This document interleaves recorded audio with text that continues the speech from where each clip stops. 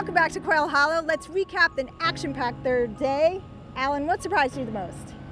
I think that there were so many momentum swings, there was so much action out there, and in the end, nothing really changed. You know, Kiz is still on top, Matsuyama's right there.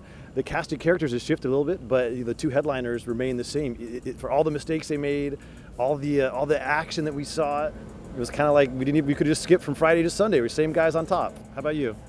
I thought Hideki, when he lost it a little bit, but was able to bounce back and keep his momentum and get back in it. Yeah, there's no question Hideki is probably the guy to beat. I mean, he's been playing the best golf of anyone on the planet for the last year.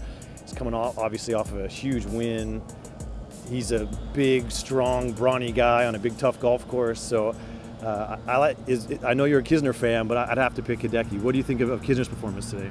I thought Kisner did great. He did succumb to 16, 17, and 18, not a strong finish. However, in his interview, he did say, those last 3 holes you're hanging on for dear life. So if you could get through the first 4 or 5, kind of escape those, you've got a nice little break in the middle, and then 16, 17, 18, you know, that's what it's going to come down to tomorrow. I know his teacher really well, John Tillery, and Kevin's a strong competitor, and I think he's working his way up to possibly his first major win. He's very comfortable here. He knows the course well and loves Charlotte.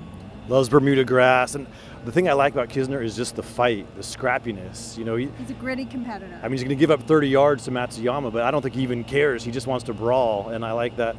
And one thing about Kisner, you know, he only has 2 tour victories, but people forget he was in that Ricky Fowler playoff at the Players, and I always feel like you have to lose one of these really big tournaments before you're ready to win one. So that was an important lesson that, you know, he'll carry forward to tomorrow. Also, with a little bit of rollout, we haven't had the rain that was expected. If he's got a 6 or 7 iron in his hand, he's on go mode, and he does, you know, he attacks when he can attack. And like you said, he's very comfortable out here. He's very comfortable with the grass. So let's see if he can hang on.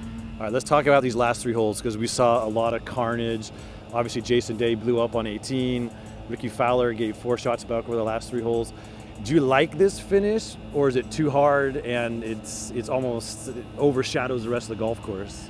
Well, I think the PGA or the rules committee, whoever's going to set up the course tomorrow, you could set it up too hard. The course in and of itself is probably fine, but be wary of pin positions and hole locations. I think the hole location on 18 was a little bit questionable because of the false front. So I think it's up to the setup tomorrow to determine how, not unfair, but how tough it's really going to play. I hope it's right on the line of unfair because it'll make the finish memorable. I mean, we saw it today.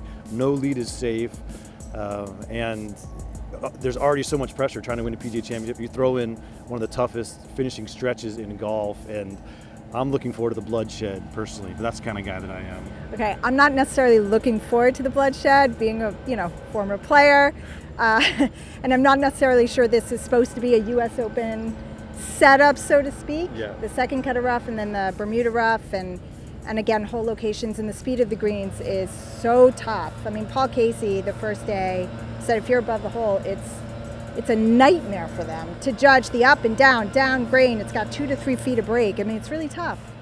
Good, because the U.S. Open played like a PGA. The PGA should play like a U.S. Open.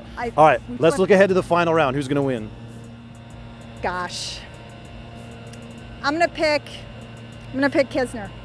All right, I like Kisner. I'm going to go with the guy we haven't even talked about yet, Justin Thomas. Yeah. Right. No, I called him. All right, fine. Justin Thomas played the cleanest round of golf of any guy. 2 under today. But only 1 bogey. You know, everyone else was on this roller coaster ride. He just kind of cruised along fairways and greens, took his opportunities.